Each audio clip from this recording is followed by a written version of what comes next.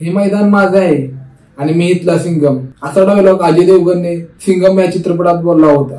पण या मॅच मध्ये विराट कोहली आणि त्यांच्या मॅनेजमेंट समोर केएल राहुल गरजला होता. नमस्कार मंडळी, मी निखिल सावंत, तुमचं पुन्हा एकदा स्वागत आहे आपल्या प्रीमियम चर्चा या युट्यूब चॅनलवरती.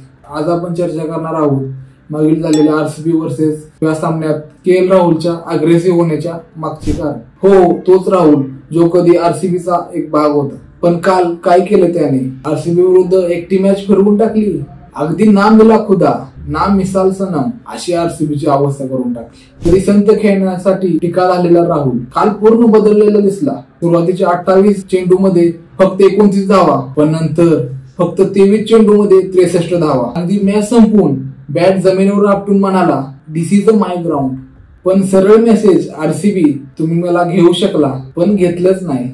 2016 मध्ये राहुल फॉर्म मध्येच नव्हता म्हणून काही लोक म्हणतात की आरसीबीने त्याला नाकारलं. पण आता तो पूर्ण मास्टर मोड मध्ये आहे. सीएसके विरुद्ध स्लो पिच वरही 77 धावा ठोकल्या आणि आता आरसीबी विरुद्ध 93 धावा. म्हणजे राहुलला तुम्ही कुठेही खेळवा, दिल्ली असो किंवा चिन्नास्वामी असो, सगळीकडे तोच चमकतो. आता एक मोठा प्रश्न उभा राहतो, T20 वर्ल्ड कप 2026 मध्ये भारताकडून विकेट किपर म्हणून कोण खेळणार? सध्या संजू सॅमसन फॉर्म मध्ये नाही. ऋषभ पंत थोडा स्ट्रगल करतो. हितेश शर्मा, ईशान किशन आणि अभिषेक पोरेल यांना अजून अनुभव कमी.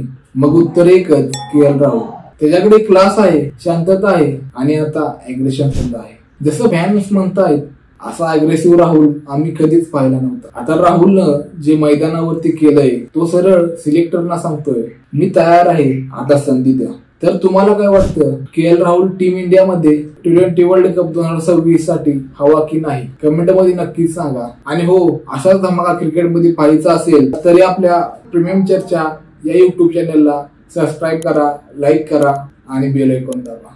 तर चला आपण पुढच्या व्हिडिओमध्ये भेटू.